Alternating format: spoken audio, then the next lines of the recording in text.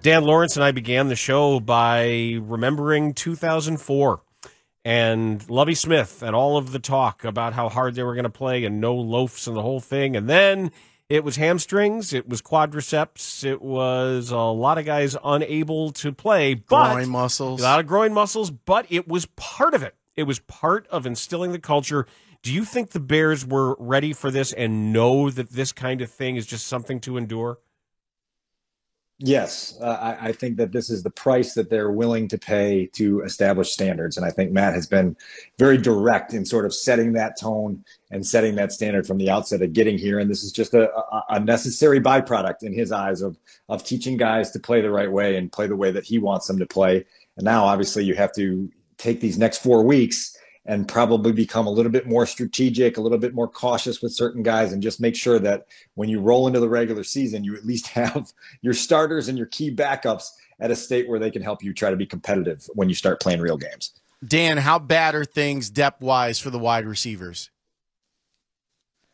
Yeah, Lawrence, I mean, this position didn't have any quality depth to begin with when we started camp, and now you've got N'Keal Harry dealing with a significant ankle injury that's going to keep him out into the regular season. You've got Byron Pringle with a quadriceps issue that is probably going to keep him out for the bulk of August, if not longer. You've got Dante Pettis on the sideline, Bayless Jones on the sideline. Justin Fields has basically got Darnell Mooney and Cole Kmet to throw to. He's developing chemistry with Equanimeous St. Brown. But boy, oh boy, every answer that we wanted to get about this receiving core through the first 10 practices of training camp have not been provided, right? And so now you've got to really accelerate things. You got 3 preseason games here coming up in the next 3 weeks. You got 14 more practices, and you better figure out how to establish some sort of pecking order and establish roles in this receiving core so that you can help Justin develop, right? I mean, we will all talk about 2022 being all about how big of a leap Justin Fields can make in his development, and you're not going to be able to develop if you don't have reliable playmakers on a week in, week out basis to help you make plays. Is there any help out there free agency wise, or will they have to wait for people to get cut? Yeah, I think that's the latter is more the thing. And I think that you're going to see Ryan Poles have his eyes around the league when cuts week comes at the start of September to see where at a lot of positions where they can find maybe additional help, additional depth, additional talent to develop that isn't currently in camp with them right now. What traits does Luke Getsy prize in wideouts that where maybe you can take a risk on somebody who wasn't a good fit elsewhere? We're learning more about Luke as we go, and I think his history in coaching receivers, and obviously the most notable being Davante Adams during his time in Green Bay, has given him an appreciation for guys who really know how to run routes, guys who know to set up routes, guys who know how to be very violent with the way they cut and move and do things to create separation. And so I think he's going to be very zeroed in on finding guys that can be detailed with their route running and can learn how to be more detailed in their route running. I think this entire coaching staff is eager to take this test on Saturday, if you want to call it a test against the Chiefs, just to put some things out there and figure out how guys respond and who kind of turns their game up a little bit when the lights come on. And particularly at the receiver position, somebody's going to have to show that they can make plays, whether it's Justin throwing the ball, whether it's Trevor Siemian throwing the ball, whether even if it's in the second half and Nathan Peterman's out there, you're going to have guys with opportunities, maybe a Daz Newsome to show that they're growing in who they are as players. And man, the search to find anyone. I think we can safely say who the Bears' top 4 receivers are and still be searching for depth, at 5, 6, and 7, because you're going to have to keep a couple guys in the practice squad as well to try to fill out this depth chart. So far, I've liked what I've heard from Luke Getsy. I find him to be blunt and interesting. What has your experience been like talking to him? And does it come across to you the same way that you're getting honest assessment of what it is that he's seeing on a day in and day out basis? Matt Eberflus made the decision when camp began to not talk every day in order to give his coordinators an opportunity to talk more frequently. And I think it's been refreshing when it comes to Luke, because I think there's a lot you can learn about Luke's mindset, about his philosophies from listening to him. And I think he's very understanding of the process he's immersed in right now and understanding where they are with Justin and his development and how far they need to go. And I think he has to have sort of a touch about it in being able to separate the practice field production from the practice field progress, if that makes sense, right? And it's just trying to keep a lens on the things that they're getting better at while still acknowledging that there's a long, long way to go in a lot of ways. And I think with Justin, this is going to be a challenge for Luke because he's coming from a Packers offense that didn't have to go through growing pains, right? That didn't have to experience these quarterback headaches that the Bears are going to have to experience. And I really think that Matt Nagy struggled with that in his relationship with Mitch Trubisky, in not being able to understand why Mitch wasn't getting some of the things that Alex Smith always got, right? And I think it frustrated Matt to a level that created a disconnect in the relationship that was unhealthy. And so it's something that Luke's going to have to work through in a different way with Justin, in trying to find ways to channel the frustration, to make sure he retains his patience, and to make sure that the big picture lens on Justin's development is there on an everyday basis, just so that frustration doesn't take over. Because, guys, I can tell you, there's been a lot of moments through the first 10 practices that have been very frustrating in watching this offense. I need to see if I'm overthinking something. This was in my mental notes over the weekend, Dan, and you can tell me if I am or I'm not. Maybe I'm reading too much Dan Wiederer, and you're in my head here. But there was a note a couple of weeks ago of Braxton Jones talking about what he said this in a press conference about how offensive linemen have to understand what defense they're seeing and how a defense is lining up against them. And that's new to him. And he was honest about it. He went to a small school. They didn't have to know exactly what the defense was doing. And for him mentally, it's trying to figure this stuff out. Then I see that in the first week of August, the Bears are doing scout team. The Bears they're showing a 30 front, and they're doing cards. So they have these practices that you normally don't see this early. And I tried to put the two together, and I think, well, is part of the reason for that? They've said, hey, you know what? This is going to be our starting left tackle. And if this is an important position, if he needs to start learning how to recognize defenses, we can't wait too long to show him what two teams in our division are running. That obviously it's good for everybody, but maybe that is a left tackle specific thing. Why not? Let's do this. Let's show him that. Is that plausible?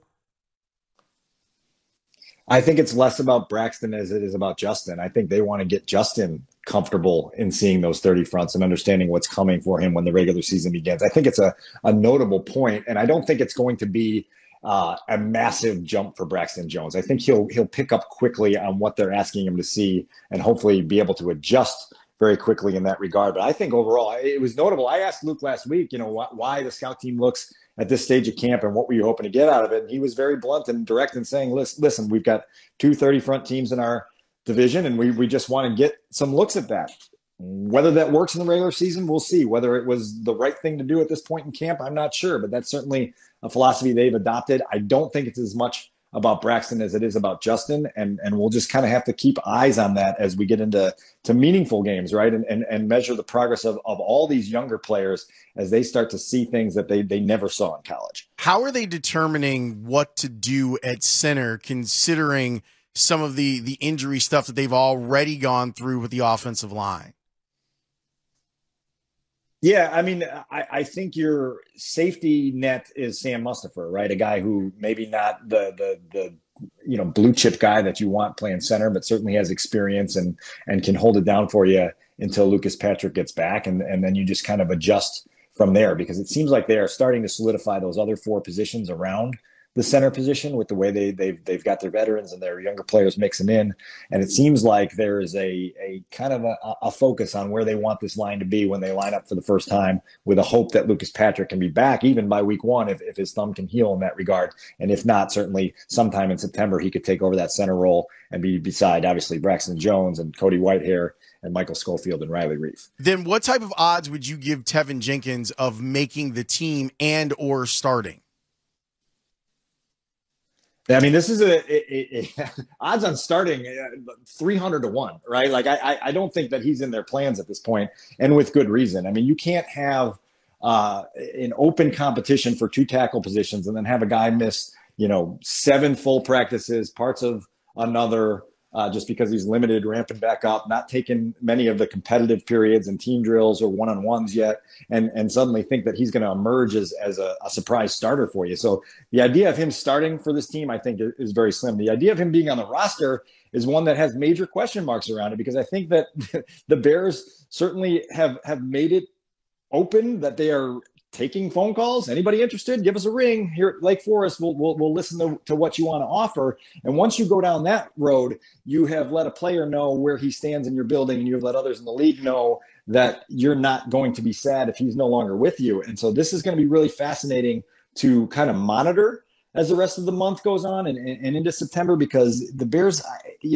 they have to get something back if they want no part of Tevin anymore, but they can ill afford to be basically taking every single player from the Ryan Pace regime and starting over when so much was invested in those guys from a draft capital, standpoint and the development standpoint and all those things. Starting over at every single position on the roster is super daunting. And if the Bears are fully going down that road, then everybody better buckle their seatbelt twice as tight, because it's going to be a bumpy 2022. What are the administrative marking posts right now regarding Roquan Smith and his hold in when it comes to roster decisions, the list that he's on, where he has to go? Is there any artificial deadline, anything here that's going to force movement or compel negotiation? No, I mean, the artificial deadline is week 1, and how badly the Bears want Roquan to be in their starting lineup for week 1, how badly Roquan wants to play in week 1. And that's kind of a decision that both those sides have to make independently and then try to meet in the middle on. We have so little information on what it is that it's going to take for Roquan to be happy or for Roquan to suddenly be able to practice, because we don't have sort of the back channel, sources of communication to tap into to get some of that information. And so right now it's just this kind of the staring contest and this wait and see approach to see where Roquan is mentally, right? And I think we have to hear from Roquan next to have that answer. And for now, it's just in this holding pattern that I really do believe could linger into September. And then, as that September 11th starting date gets closer, then the Bears really have to have some deep discussions inside the building on where they stand with what he means to the early stages of this rebuild. Yeah, and what he means specifically to what Matt Eberflus wants to do defensively. What do they think of what they can be in year 1 on the defense? Because I feel like that's farther away on the offensive side. But I look at some of the pieces on the defense and I go, there are some players there that can speed that thing up over on the defensive side. I'm with you on that, Lawrence. And for as much as we rightfully highlight the offensive struggles through training camp, I think the defense has played with a level of chemistry and sort of collective buy-in that's been impressive, right? I'm not telling you they're going to be a top 10 defense in year 1 or be, top 5 in takeaways or anything like that. But I think there is a level of chemistry there that is notable. And so then if you can add, obviously, one of your few blue chip guys to that mix and take that up a notch, well, then all of a sudden, Roquan Smith's value goes up a level. But I do think that they feel like they've established something. And we heard from Alan Williams, the defensive coordinator, on Sunday about just kind of the vibe that is going on in the building. And it's been echoed by players and even Eddie Jackson last week saying that he's been very, very appreciative of the way every single guy around him on defense has come to work every day, and how there's no complaining, and how all of a sudden when you eliminate some of that background noise and other stuff, all of a sudden there's more production, right? And there's more growth, and everybody starts to feed in that environment. And so that group, I think, is one that it's going to be fun to test them out in the early stages of the regular season, with or without Roquan, because I think they've got a chance to be the catalysts of what Matt Eberflus is trying to get done here. How often can you hear Justin Fields on the field outside of just barking out a cadence? Is he audible? Is he vocal? Is it obvious to the untrained eye that he's actively leading? You can't hear Justin. First of all, we're not as close to practices as we once were.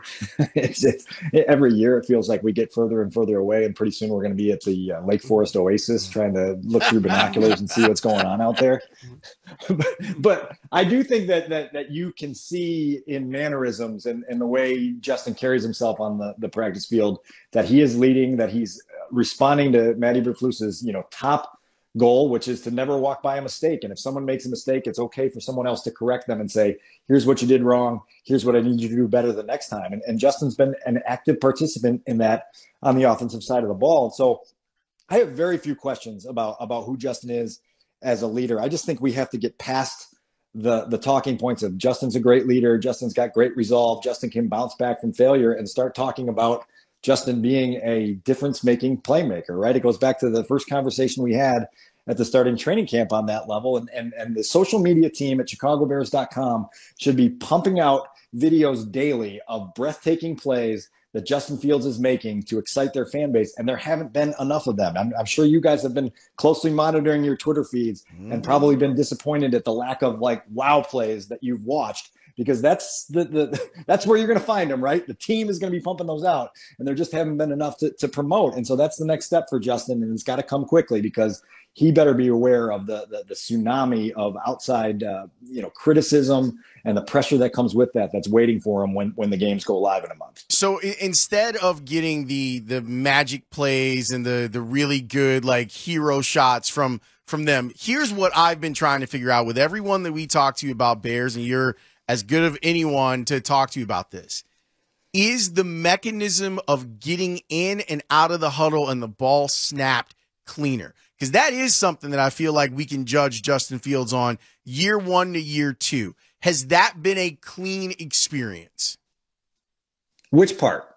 Him just running the literal, here's the play, here's us in the huddle, here's us at the line of scrimmage, we got the play off. Has that been clean? I'm at the bare minimum right now, Dan, when it comes to this Bears offense. All I want to know is practice going clean for Justin Fields before pre-snap? That's been smoother. So you can come up 2 rungs on the ladder. Yes! You can come up a little bit more. Now the next step, right, is identifying what you see pre-snap, knowing where you're supposed to go with the ball, going there on time. And right now, because of what we've talked about with the instability on the offensive line, the attrition of the receiving core, there are way, way too many plays in camp where Justin is breaking the pocket, tucking and running, right? And that's not going to allow you to have high-level success on offense in this league at this stage, because there are just too many of those, right? And